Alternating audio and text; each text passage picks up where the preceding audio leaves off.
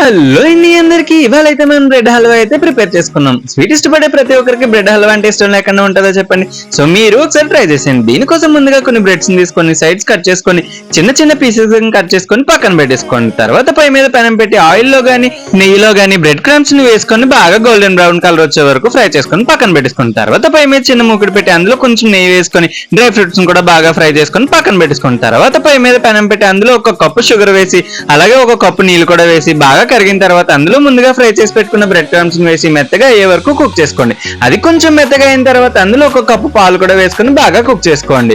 అది బాగా కుక్ అయిన తర్వాత అందులో ఇలాచీ పౌడర్ అలాగే ముందుగా ఫ్రై చేసి పెట్టుకున్న డ్రై ఫ్రూట్స్ కూడా వేసుకొని బాగా కలుపుకొని ఒక బౌల్లోకి తీసుకొని తింటే మీరు ఎప్పటి నుంచో ప్రేమిస్తున్న అమ్మాయికి ఇది ఒక్క స్పూన్ తినిపిస్తే ఒక్క స్పూన్ తినగానే అనాల్సిందే. సో ఈ వీడియో నచ్చితే like share comment and subscribe to my YouTube channel. So నన్ను ఇంతగా బాగా సపోర్ట్ చేసిన ప్రతి ఒక్కరికి thank you so much and love you all.